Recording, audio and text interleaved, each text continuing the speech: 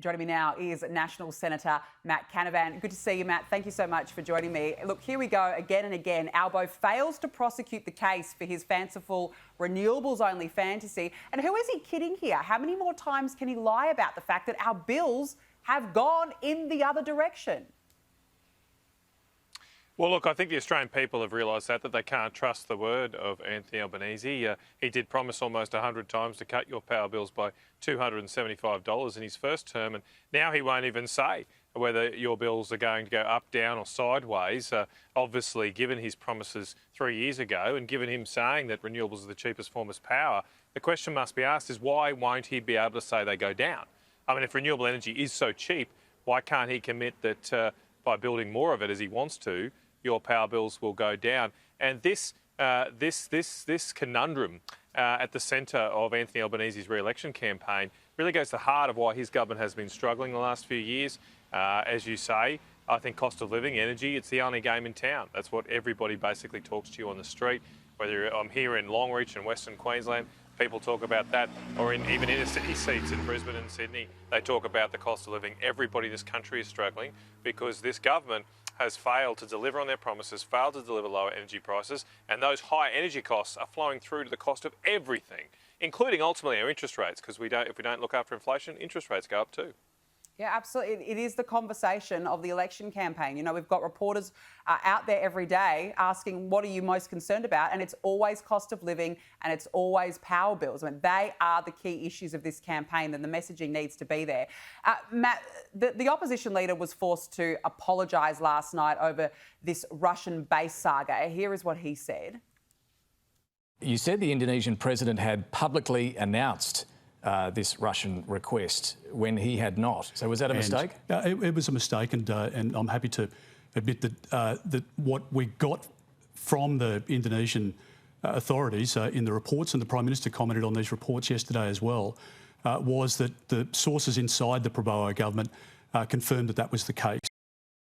Look, Matt, I still think that Peter Dutton was right to be strong on this from the beginning. I mean, if there is indeed a threat to our national security, then we need to be able to respond accordingly. But what is your thoughts on how Peter Dutton dealt with those developments?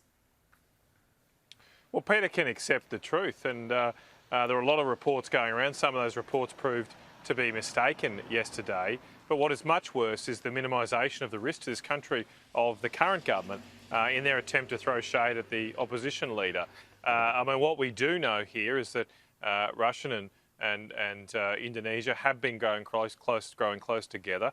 It seems strange to me that the Prime Minister, hasn't been able to admit that, well, Indonesia just a couple of months ago joined the BRICS coalition. That's the Brazil, Russia, India, China and South Africa coalition, which is generally seen to be aligned against US interests. A month later, we now have these reports, or we have reports that a month later, Russia was asking to base military aircraft just 1,400 kilometres north of Darwin. And so clearly there are some issues here developing to our north. And the bigger issue for our country is it's hard to see how the Albanese government has in any way responded to that higher threat.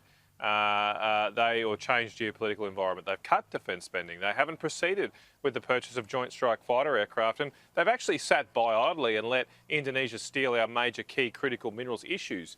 I mean, another promise that Anthony Albanese has made on top of his broken promise on energy was to kickstart critical minerals in this country. Well, under his watch, we've lost our entire nickel industry, one of the key critical minerals in electric car batteries, lots of other technologies. We've lost almost our whole nickel industry because we've been sitting back while Indonesia builds coal-fired power stations with Chinese finance, and Anthony Albanese consigns our industry or handcuffs them to a green agenda which increases their costs, and we've lost the market share, lost 3,000 jobs in our country. That should be the focus of the government. And that to me is a much bigger issue over this saga this week. It's not what whoever says here and there over 24 hours. It's how we respond to this changed geopolitical environment over the years ahead. And I don't think the current government has proven that it's got a strong hand, a strong focus on that for the security of our nation. No, I completely agree with you. I mean, look what happened when the Chinese warships were conducting live fire drills off the coast of our country. You know, a couple of weeks ago, there was this strange back and forth between Penny Wong, Richard Marles and Anthony Albanese, and nobody actually knew what was going on when it's a matter of national security. It's the same old saga each time. Matt Canavan, good to catch up with you. Thank you so much for joining me on the show this evening.